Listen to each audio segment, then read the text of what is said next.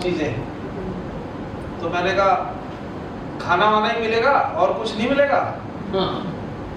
अब सोचो मैंने कितना सिंपल सवाल पूछा, और कुछ में तो कुछ भी हो सकता है ना, कुछ भी हो सकता है। मैंने बोला और कुछ नहीं मिलेगा? बोला देखो अभी से बताना पड़ेगा, कानपुर में फोन करूंगा फटाफट लाके दे जाएगा।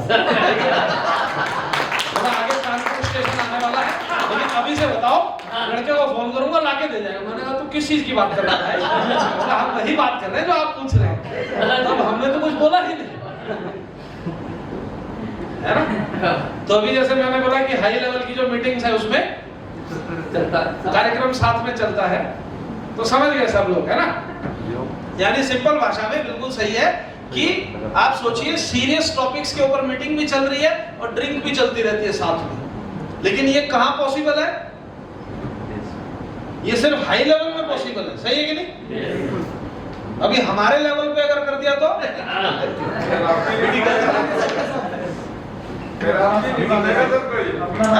जैसे नॉर्मली अगर आप इंटरनेशनल फ्लाइट में बैठेंगे ना, आप अगर इंटरनेशनल फ्लाइट में बैठेंगे, डोमेस्टिक में तो अलग बात है, इंटरनेशनल में क्या है, वहां पे भी आपको ड्रिंक्स मिलती है, बिल्कुल है ना, 2 ड्रिंक देंगे आपको। बिल्कुल। तो एक बार एक इंटरनेशनल फ्लाइट में एक सरदार जी बैठे थे, यहाँ कोई सरदार जी तो नहीं है तो भी कोई बात नहीं, हम तो उनके रिस्पेक्ट में ही बात कर रहे हैं। तो एक बार सरदार जी बैठे थे, तो एयर होस्टेस ने आके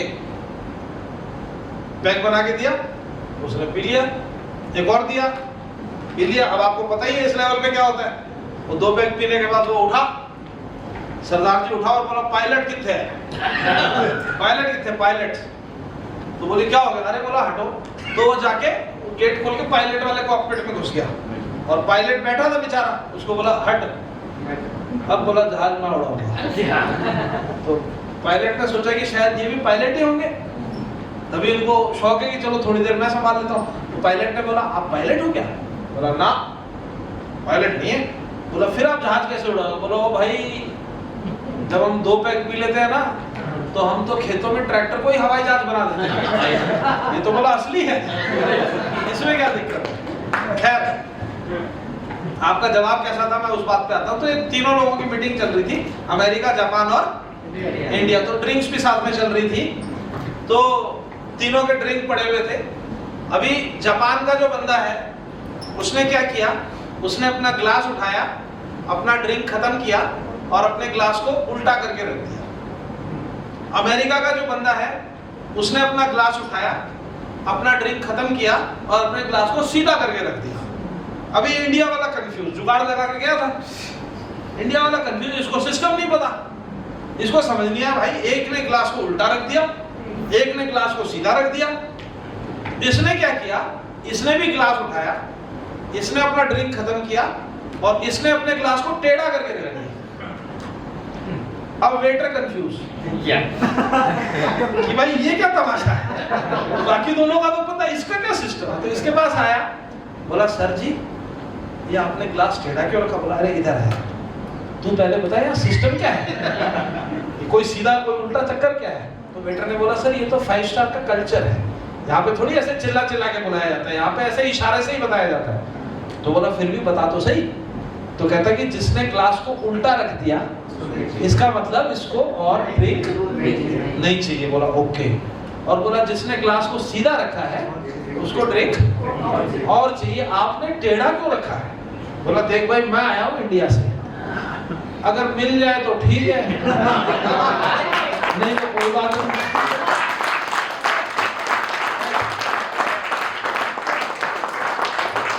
तो आपका जवाब ऐसा है, ज्यादा बेचना है क्या?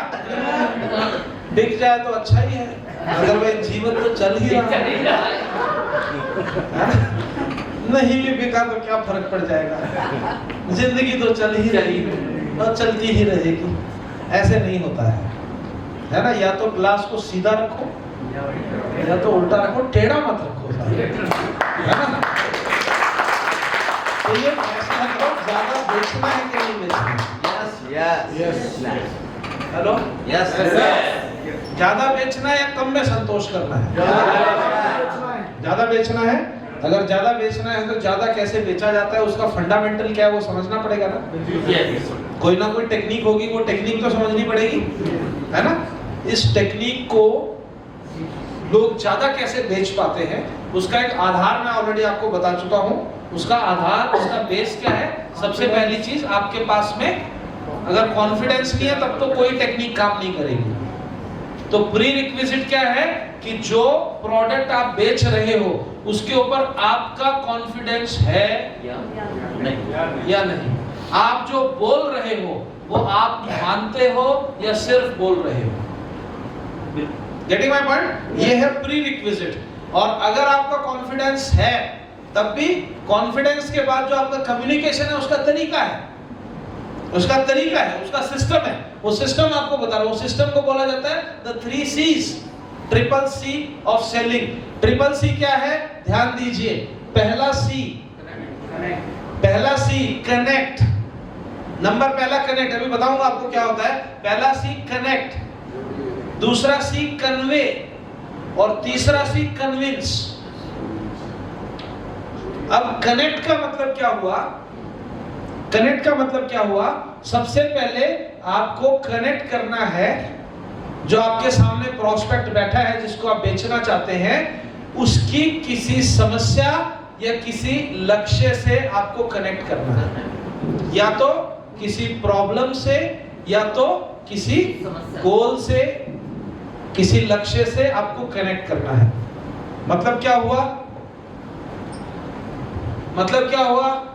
प्रॉब्लम किस तरह की होती है, गोल किस तरह का होता है। प्रॉब्लम जैसे अक्सर प्रॉपर्टी में बोला जाता है कि भाई आप किराए पे रह रहे हो, राइट? आप किराए पे रह रहे हो, मकान मालिक का जब मूड करता है बोला खाली करो, थोड़ा सा आप कुछ कर देते हो उसके लिए आपको 4 बातें सुना के चला जाता है। सही है कि नहीं? yes, तो ये क्या है आपके लिए? हेलो? तो एक किराएदार है, वो बड़ा परेशान है कि भाई हम जब सेटल होते हैं तब तक मकान मालिक का नोटिस आ जाता है खाली करो। हम थोड़ा सा कुछ करने की कोशिश करते हैं तो बोले मालिक मत बनो, किराएदार हो। तो ये रोज रोज जो वो फेस कर रहा है, ये क्या है? ये क्या है? Problem, right? प्रॉब्लम का एग्जांपल समझ में आया? तो आपको कनेक्ट करना है किसके साथ? या तो उसके जीवन की किसी प्रॉब्लम के साथ, समस्या के साथ, राइट? या फिर उसके किसी लक्ष्य के साथ। अभी लक्ष्य कैसे हो सकता है, गोल कैसे हो सकता है? जैसे फॉर एग्जांपल आप किसी के पास में बैठे हैं, उसके घर में उसका बेटा या बेटी है, अभी उसकी उम्र 14 साल 15 साल है, राइट? तो उसको लेके उसका कुछ गोल रहेगा कि नहीं रहेगा, वो चाहे या ना चाहे? बिल्कुल रहेगा, है ना? यानी कि ये जो उसका बेटा या बेटी है, मैं आपको एग्जांपल देके बता रहा हूं, ये जो उसका बेटा या बेटी है, इस बेटे या बेटी की वजह से 5 साल बाद 7 साल बाद एक मोटा खर्चा आने वाला है। वो उसकी हायर एजुकेशन का हो सकता है या फिर उसकी शादी का हो सकता है, कुछ भी हो सकता है। करेक्ट और नॉट? तो वो उसका फ्यूचर का लक्ष्य है कि भाई इसकी मेरे को धूमधाम से शादी करनी है, या फिर इसका चाहे कुछ भी हो जाए, इसको मेरे को MBBS कराना है। आप समझे मेरी बात? तो ये क्या हो गया? गोल हो गया, लक्ष्य हो गया, राइट? तो सबसे पहला काम आपको क्या करना है? सबसे पहले जब किसी के साथ में बात करते हैं और आप चाहते हैं कि वो आपसे आपका प्रोडक्ट खरीदे, आप जो भी बेचना चाहते हैं वो खरीदे, तो आपको क्या करना है? डायरेक्ट अपने प्रोडक्ट के बारे में नहीं बताना। डायरेक्ट आपको प्रोडक्ट पे नहीं आ जाना है कि देखो जी वहां पे है, उधर से रोड गई, उधर से हाईवे गया, उधर से एयरपोर्ट आ गया, इधर से ये आ गया, ले लो। ऐसा नहीं करना। सबसे पहला काम उसकी किसी प्रॉब्लम या किसी गोल के साथ में कनेक्ट करना है। कनेक्ट कैसे होता है? बातचीत करना है। अच्छा सर, अभी आप कहाँ रहते हैं? आपका अपना घर है? तो बातों बातों में वो निकल के आती है कि नहीं आती है? जब आप छेड़ोगे तो बात निकल के, अरे भाई क्या बताएं भाई, बड़े परेशान है, पिछले 2 साल में 5 मकान बदल चुका हूं, राइट? या फिर ओहो आपकी बिटिया है, आपका बेटा है, कितने साल का है? अच्छा, तो आगे क्या है, लक्ष्य है, कैसे है? तो बोले इसको MBBS करना है, इसको डॉक्टर बनना है। अच्छा, तो आपने तो सारी व्यवस्था कर रखी होगी, क्योंकि आजकल तो बड़ा महंगी फीस है, सब व्यवस्था कर रखी होगी। अरे नहीं भैया, कहाँ व्यवस्था कर रखी है? व्यवस्था तो जब टाइम आएगा तब देखेंगे, है ना? तो ये क्या हो गया? ये उसका आगे का लक्ष्य हो गया, है ना? तो सबसे पहले आपको उससे कनेक्ट करना है। कनेक्ट कैसे होता है? बातचीत हेलो, कम्युनिकेशन, बातचीत करने से, राइट ना। और जैसे ही वो कनेक्ट हो गया कि हाँ दोनों में से एक चीज कनेक्ट हो गई, राइट, जैसे मान लो लक्ष्य कनेक्ट हो गया कि हाँ बेटा है बेटी है इसके लिए, तो आपने क्या किया, तो कितना मोटा मोटी आपको क्या लग रहा है कितनी जरूरत पड़ेगी? तो पड़ेगी भैया 80 लाख लगेगा, 1 करोड़ लगेगा, 50 लाख लगेगा, जो भी है, राइट। ये जब हो जाए, पहले स्टेप में ये जब हो जाए, तो आपको दूसरा काम करना है, आपको तब अपने प्रोडक्ट को रखना है उसकी समस्या के समाधान के रूप में। आप समझे मेरी बात? उसकी समस्या के समाधान के रूप में कि ये, जैसे मान लीजिए आप एक फ्लैट बेच रहे हैं, तो अभी आप ऑलरेडी 20,000 भैया किराया दे ही रहे हो, किराया देके जलील भी हो रहे हो, आपको कोई सिक्योरिटी भी नहीं है, कोई भरोसा नहीं है कि कब खाली करना पड़ जाएगा। इससे अच्छा 5-7 और मिलाओ, 5-7 हजार महीने का खर्चा बढ़ेगा, लेकिन आप खुद के फ्लैट के, खुद की प्रॉपर्टी के मालिक बन जाओगे। तो क्या है, जो प्रॉब्लम फेस हो रही है उसका समाधान।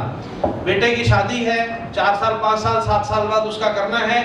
आज अगर आपने इन्वेस्ट किया, उस कैलकुलेशन में इन्वेस्ट कर दो, अभी 40 लाख रुपए की प्रॉपर्टी खरीद लो, और जो पुराना ट्रैक रिकॉर्ड है वो ये बोलता है कि 5 साल के अंदर कम से कम 1 करोड़ इसका क्रॉस हो जाएगा, तो आपकी 1 करोड़ की व्यवस्था आप आज इसमें इन्वेस्ट करके कर सकते हो। यानी कि आपको क्या करना है, आपको अपने प्रोडक्ट को बताना है, अपने प्रोडक्ट को समस्या के समाधान के रूप में या फिर लक्ष्य हासिल करने के साधन के रूप में पेश करना है। हेलो, बात समझ में आ रही है? जब किसी को किसी समस्या का रियलाइजेशन हो जाता है, जब किसी को किसी प्रॉब्लम का रियलाइजेशन हो जाता है, तो इंसान खुद से उसका सॉल्यूशन ढूंढता है। करेक्ट और नॉट? जब आपको पता चल गया कि कोई प्रॉब्लम है आपके साथ में, तो आप खुद जाओगे और दवाई लेके आओगे। यस और नो? अदरवाइज कोई आपको बोलेगा ये खा लो हेल्दी रहोगे, ये खा लो हेल्दी रहोगे, ये खा लो हेल्दी रहोगे, आप नहीं खाओगे। करेक्ट और नॉट? मेरी बात समझने की कोशिश करिएगा। जैसे आपको किसी ने कोई भी प्रोडक्ट बेचा, कोई भी प्रोडक्ट बेचा कि भाई आपका पेट के लिए अच्छा है, पेट के लिए अच्छा है, आप बोलोगे पेट ठीक ही है, क्यों खाओ? करेक्ट और नॉट? यस है ना? यस। और आपको हर दूसरे दिन पेट में दर्द होता है, और तब आपको किसी ने बोला देखो ये खाओगे तो पेट दर्द बंद हो जाएगा, तो पहले केस में खरीदोगे या दूसरे केस में खरीदोगे? ज्यादा चांसेस किस में है? खुद में प्रॉब्लम फेस करेंगे। चीज वही है, पेट ही है। आप पहले से लोगे तो अच्छा है कि दर्द होगा भी नहीं, होने वाला है तो, लेकिन हम नहीं खरीदेंगे। लेकिन जब प्रॉब्लम आ जाती है, उस प्रॉब्लम का सॉल्यूशन खरीदने की या लेने की हमारी टेंडेंसी ज्यादा होती है, हाँ या ना? तो डायरेक्ट मत प्रेजेंट कर दो, ले लो डाल दो 50 लाख का ही तो है, 30 लाख का ही तो है, अरे 25 लाख छोड़ो, 25 रुपए भी क्यों दूं? 10 लाख छोड़ो, 10 रुपया भी क्यों दूं? कोई कारण नहीं है ना देने के लिए। पैसा छूटता है क्या आसानी से हाथ से? आप समझ रहे हैं मेरी बात? तो या तो ये आपको माइंड में रखना है, या तो प्रॉब्लम या तो गोल, राइट? उसके बाद में आपको उसके समाधान के रूप में इसको रखना है, और जब आप उसके समाधान के रूप में इसको रखोगे, तो सामने वाले के मन में आएंगे कुछ सवाल, कुछ डाउट, कुछ कंफ्यूजन कि नहीं वो तो ठीक है, लेकिन 1 करोड़ हो ही जाएगा, क्या गारंटी है? नहीं ये तो ठीक है, लेकिन ये ऐसे होगा ही इसकी, तो ऐसे करके कुछ उसके सवाल आ सकते हैं, कुछ कंफ्यूजन आ सकती है, कुछ हिचकिचाहट हो सकती है। तब आपको तीसरा सी करना है, इसको बोला जाता है objection handling and persuasion to take decision. अरे भाई चिंता मत करो, हम कह रहे हैं ना, सेल्स में एक बड़ा कॉमन डायलॉग सुना होगा ना, हम बैठे हैं। अरे हम बैठे हैं ना साहब, बेचने वाला जो अच्छा सेल कौन करता है? जो ये बोलता है हम बैठे हैं ना, चिंता मत करो। मीनिंग क्या हुआ भाई हम बैठे हैं इसका? बस वही है कि एक तरीके से हम है ना। तो जो भी उसका जेन्युइन ऑब्जेक्शन है उसको आप हैंडल करिए। जो भी रेलेवेंट आपके पास में डॉक्यूमेंट्स हैं वो दिखाइए। मेट्रो आएगी यहाँ से तो आप दिखाइए कोई पेपर कटिंग। हेलो, बोलने से समझ में नहीं आता, दिखाने से आता। यहाँ से हाईवे निकलने वाला है तो आप मुंह से बोलोगे, उससे अच्छा उसको कुछ ना कुछ ऐसा एविडेंस दिखाओ जिसमें उसको लिखा हुआ दिखाई दे। क्योंकि हम हमारा एक कॉमन डायलॉग क्या है? ऐसा कहाँ लिखा है? यानी कि क्या है, हम क्या मानते हैं? लिखे हुए को हम ऑथेंटिक, जबकि ऑथेंटिक होता नहीं है। कोई चीज लिख दी तो वो ऑथेंटिक हो गई क्या? लिखता कौन है? कोई ना कोई तो छाप रहा है उसको। लेकिन फिर भी हम क्या बोलते हैं? कहाँ लिखा है? तो बोले थे कि यहाँ लिखा है। समझ में आया? समझ में आया? तो याद रखिएगा, याद रखिएगा, आपका जो कस्टमर है, आपका जो कस्टमर है वो चीख चीख के बोल रहा है। आपका कस्टमर चीख चीख के बोल रहा है, don't sell me something, solve me something. मुझे बेचो मत कुछ भी सामान, मुझे कोई समाधान है तो दे दो। मैं कुछ तुमसे कुछ भी नहीं खरीदना चाहता, लेकिन समाधान कुछ मेरे लिए है, मेरी किसी समस्या का समाधान है तो मैं लेने के लिए तैयार हूं।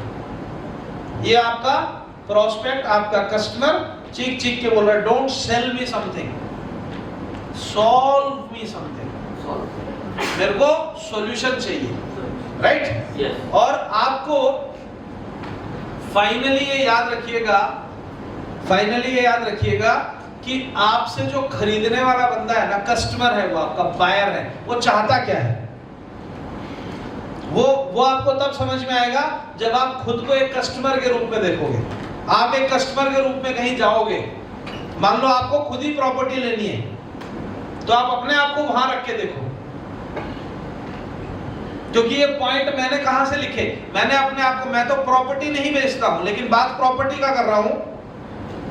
बट मैं कैसे? क्योंकि मैंने प्रॉपर्टी खरीदी है, बेची तो नहीं है लेकिन खरीदी तो है।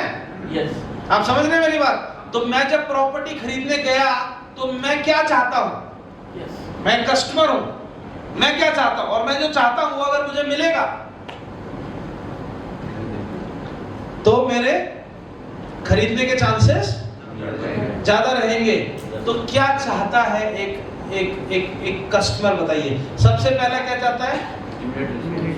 Immediate response. कभी कभी हम कुछ खरीदने के लिए जाते हैं, है ना। जैसे मैं अभी एक महिंद्रा के शोरूम में गया, मेरा मूड आया महिंद्रा की गाड़ी खरीदो, XUV 700, राइट। XUV 700 खरीदने का मेरा मन किया। मैं महिंद्रा के शोरूम में गया, वहां जाके देखा कोई पूछ ही नहीं रहा, क्योंकि उनकी सेल बहुत होती है ऐसी। महिंद्रा की क्या है, जो 2-3 गाड़ियां हैं, ये स्कॉर्पियो, XUV लेने वाले लेते ही हैं। तो उनके आप महिंद्रा के शोरूम में घुसिए या फिर आप किसी हुंडई के ऐसे शोरूम में घुसिए, आपको बहुत डिफरेंस दिखाई देगा। वहां पे आपको इमीडिएट रिस्पांस मिलेगा। आप किया वालों के पास जाओ, हुंडई वालों के पास जाओ, MG वालों के पास जाओ, वहां तुरंत आप जैसे ही घुसोगे आपको बोलेंगे आइए सर, आइए आइए बताइए, है ना। महिंद्रा में आप पूरे में घूम लो, आपको कोई पूछेगा ही नहीं। टाटा में आजकल आप पूरे में घूम लो, आपको कम पूछेंगे, राइट। लेकिन कस्टमर को क्या चाहिए? अगर उसने कुछ पूछा है, अगर उसने कुछ अप्रोच किया है, अगर कुछ बात की है, तो उसको क्या चाहिए? सबसे पहला इमीडिएट रिस्पॉन्स चाहिए कि नहीं चाहिए? बोलिए। दूसरा क्या चाहिए? उसको भरोसा चाहिए, उसका आपके ऊपर भरोसा आना चाहिए। तीसरा क्या चाहिए? उसको जो अप्रोच है, जैसे मैंने आपको बोला, प्रोफेशनल एंड फ्रेंडली दोनों चाहिए उसको एक साथ में। मतलब फ्रेंडली भी चाहिए और प्रोफेशनल भी चाहिए।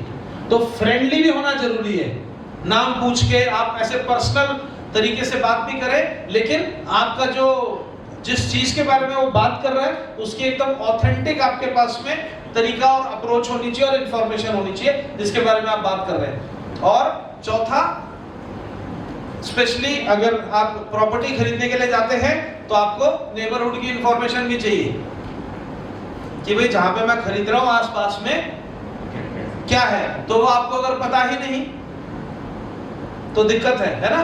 तो आपको चारों तरफ उसके क्या क्या नेबरहुड में क्या क्या है, क्या क्या डेवलपमेंट्स आने वाले हैं, या अभी कौन है कौन नहीं है, कहाँ पे क्या है, वो सारी की सारी चीजें उसको जानने में इंटरेस्ट रहता है। सही है कि नहीं? यस। और दूसरा, जैसे मान लो कहीं पे 50 प्रॉपर्टीज है, 50 प्रॉपर्टीज है, उसमें वो ये चाहता है कि जो सबसे अच्छी लोकेशन वाला है वो मुझे मिले। कौन नहीं चाहता ये, है ना? ये वो चाहता है। तो आपके पास जो है देने के लिए आप ये बोल सकते हो कि ये वास्तव में सबसे अच्छी लोकेशन है, मैंने अपने कजन के लिए रखा हुआ था लेकिन वो डामाडोल हो गया, अदरवाइज इसको बचा के रखा था क्योंकि यही सबसे अच्छी लोकेशन है। कौन सी प्रॉपर्टी के बारे में बोल रहे हैं? जो भी वो लेने वाला है ना, जिसको मैंने अपने लिए रखा हुआ था या अपने किसी फैमिली मेंबर के लिए उसको बचा के रखा था, लेकिन थोड़ा सा पैसे का 19-20 हो गया इसलिए वो नहीं ले पा रहे, अदरवाइज ये बेस्ट लोकेशन है इस पूरे उसकी। और आपको देखिए सेल्स में क्या है, सेल्स इज लाइक मैनिपुलेशन। आपके पास जो चीज है आपको उसको वैसे ही मैनिपुलेट करना पड़ेगा, करेक्ट और नॉट? अगर सूरज सामने से आता है तो सामने से आने के फायदे बताओ, अगर सूरज पीछे से आता है तो पीछे से आने के फायदे बताओ।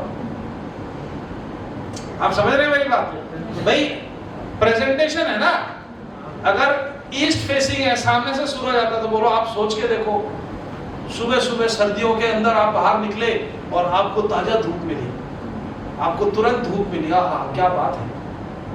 और अगर ईस्ट में नहीं है तो बोलेगा लेकिन ईस्ट ने बोला सर ईस्ट वाले तो बड़े दुखी हैं, गर्मी में हालत खराब हो जाती है, 2-2 एसी चलाओ तब भी साला ठंडा ही नहीं होता है, कोई फायदा नहीं है ईस्ट का। लेकिन इतना मैनिपुलेशन तो सेल्स में चाहिए ही चाहिए, क्योंकि आपके पास और फायदे नुकसान हर चीज के होते, और ये बात सच भी है, आप गलत तो नहीं बोल रहे भाई। अगर ईस्ट है आपके सामने तो सर्दियों में अगर मजा है तो गर्मियों में सजा भी है, तो गर्मियों में सजा भी है, सजा भी है, करेक्ट और नॉट? तो आप गलत तो नहीं बोल रहे, बस ये चीज है कि आपको हाईलाइट किस चीज को करना है। तो अगर आपके पास ईस्ट फेसिंग है ही नहीं तो आपको बोलना है ईस्ट फेसिंग लेना मूर्खता है। तो आपके पास जो है वही अच्छी इन्वेंट्री है, वही लेने में फायदा है, और मेरा बस चलता तो मैं यही लेता। आप समझ रहे हैं मेरी बात, है ना? अभी हम एक प्लॉट खरीदने के लिए गए थे, मैं प्रॉपर्टी की बात बता रहा हूँ। सीकर में हमारा जो होम टाउन है वहां पे एक नई कॉलोनी कटी, वहां पे प्लॉट खरीदने के लिए गए, तो वो बेचने वाले का क्या इंटरेस्ट था, वो नोन ही था, तो हम लेना चाहते थे कॉर्नर वाला, उसने कॉर्नर प्लॉट के 10 नुकसान गिनवा दिए और बीच वाला दिया एकदम, बोला इससे बढ़िया कोई लोकेशन नहीं, इसमें सिक्योरिटी है, इसमें ये है, इसमें वो है, क्या क्या बोला मुझे याद नहीं, लेकिन हम टोकन उसी बीच वाले का दिख गया। बाद में बातों में पता चला कि वो 4-5 पार्टनर थे, तो उन्होंने बांट रखे थे आपस में, तो वो कॉर्नर वाला इनके पल्ले में नहीं था, दे तो सकते थे लेकिन वो था किसी और का, तो इनको तो अपने वाले प्लॉट पहले बेचने हैं, है ना? जैसे मान लो 20 प्लॉट काटे तो चलो अभी 5-5 हम चारों मिलके वो करेंगे, उस तरह से उन्होंने डिवाइड करा। तो बोलने का मतलब हर एक कस्टमर चाहता है ये सेटिस्फेक्शन की भी मैं जो ले रहा हूँ, और हर चीज में फायदे नुकसान होते ही, कोई भी ऐसी चीज नहीं है जिसमें सिर्फ फायदा ही फायदा है, नुकसान नहीं है, और कोई भी चीज ऐसी नहीं है जिसमें कोई नुकसान ही नुकसान है, फायदा ही फायदा नहीं है। ऐसा कोई चीज आप बता सकते हैं? आप मेरे को कोई भी एक उदाहरण देंगे ना, उसमें आप बोलेंगे ये बड़ा नुकसान है, मैं उसमें कोई ना कोई फायदा आपको गिनवा दूंगा कि इस एंगल से देखो फायदा है, राइट? और कोई भी चीज आप बोलेंगे इसमें फायदे ही फायदा है, उसका कोई नुकसान निकाल के आपको दिखा दूंगा। होते कि नहीं होते हर चीज में, लेकिन कस्टमर को क्या चाहिए, आपको क्या हाईलाइट करना है? आपको हाईलाइट करना है फायदा, राइट? और आपका कस्टमर ये चाहता है कि जब वो आपके पास है तो आप उसको डेडिकेटेड टाइम दो, राइट? इसलिए कस्टमर के साथ जब आप बात करते हो तो बाकी इधर उधर बात मत करो, मोबाइल साइड रखो और डेडिकेटेड टाइम दो, डायरेक्ट उसी से बात करो और सेकंड पर्सन से बात मत करो। 4 लोगों को एक साथ हैंडल करने से अच्छा है एक जने को सही तरीके से हैंडल करो।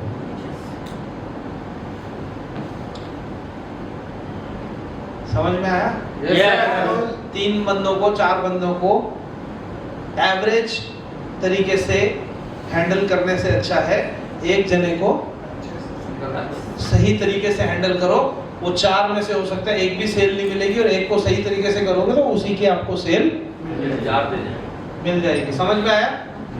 और फाइनली हमेशा ध्यान रखिएगा, आज की डेट में समय को लेके सबको कंसर्न है, इसलिए जो भी आपके ट्रांजैक्शंस होते हैं, जो भी कुछ हिसाब किताब जो कुछ भी होता है, उसमें ज्यादा समय वेस्ट मत करिए, उसको टाइम सेविंग ट्रांजैक्शंस चाहिए। यानी कि आपका कस्टमर आ रहा है तो वो आए, उसके बाद में बैठे, उसके बाद में आप उसको बिठाओ, उसके बाद में आप झिलाओ, उसके बाद में आप पेपर वर्क वगैरह करो और उसका 2 घंटा खराब करो, तो आप समझ लीजिए कि इसने तो बेचारे ने पैसे दे दिए, पर ये आपका दुष्प्रचार करेगा, बोला यार ये लोग बहुत झिलाते हैं। मेरी बात समझ में आ रही है? उसकी बजाय वो क्या चाहता है, उसको टाइम सेविंग ट्रांजैक्शन चाहिए। आने वाला है, आप बोलोगे सर अभी मत आइएगा, 1 घंटे के बाद आइएगा, तब तक मैं पेपर वेपर ये वो सब रेडी रखूंगा, आपको आना है, सीधा साइन। जितना आप उसका समय बचा के दोगे उतना वो आपका पॉजिटिव प्रमोशन करेगा कि भैया वहां जाके उनसे लेना, बड़े अच्छे बड़े प्रोफेशनल हैं और टाइम बिल्कुल भी वेस्ट नहीं करते। कई जगह होता है ना, जाके बिठा ही देते हैं,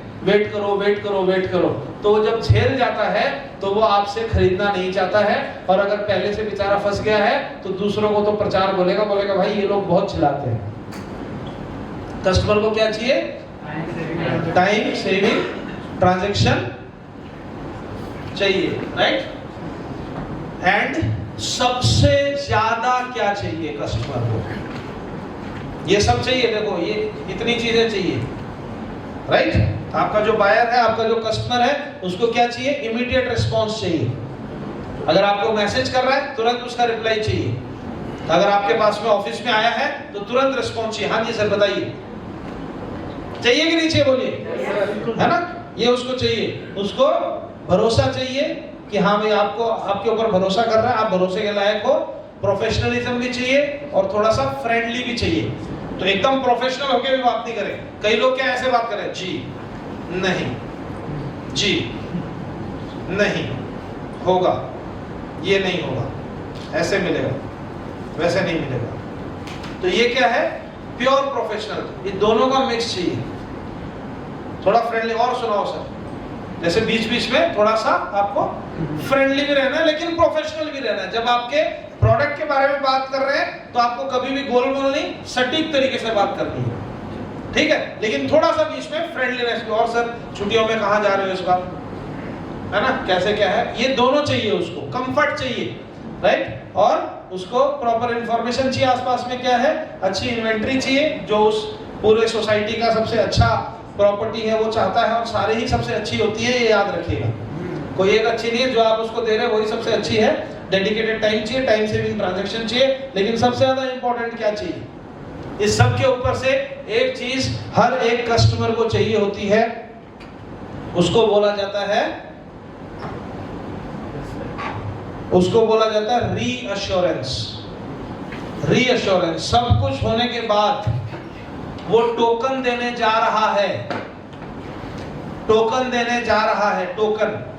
उस वक्त उसको रीअश्योरेंस चाहिए कि मैं आपको बता रहा हूं, आप मुझे याद करोगे, आप मुझे याद करोगे, इतना अच्छा डिसीजन आप, मतलब वो देने जा रहा है। कई लोग तो क्या जैसे ही होता है ना, चलो दे देता हूं, फिर बोलते हैं आप तो फंस गया मुर्गा। वहां पे उसको रीअश्योरेंस जरूर दीजिए। जब आपको पता है पैसा दे ही रहा है तब भी उसको रीअश्योरेंस दीजिए कि आपका ये डिसीजन, अदरवाइज टोकन दे देगा अगले दिन कैंसिल करेगा। कैंसिल नहीं कर सकता टोकन देके? कर सकता है कि नहीं? तो ये मत सोचो कि टोकन दिया तो फंस गया मुर्गा। टोकन देने के बाद भी आपको क्या देना है? रीअश्योरेंस। रीअश्योरेंस का मतलब क्या होता है?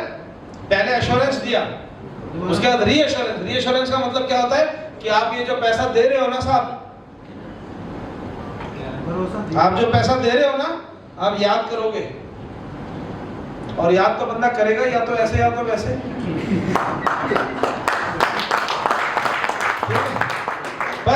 पर पॉजिटिव वे में बोला आप याद करोगे, आपकी बेस्ट इन्वेस्टमेंट आप करने जा रहे हो। यहाँ की ग्रोथ देखना आप किस तरह से होगी, आपका फायदा देखना, इसको बोला जाता है।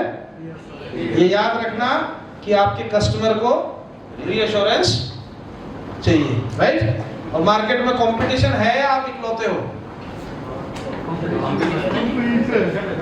जिस लाइन में आप हो उस लाइन में कोई और भी है क्या? अरे हाँ ना, कुछ तो बोलो है लोग। तो याद रखिएगा, if you are not taking care of your customer, your competitor will. अगर आप अपने कस्टमर का ध्यान नहीं रखोगे तो आपके कस्टमर का ध्यान आपका कॉम्पिटिटर रखेगा।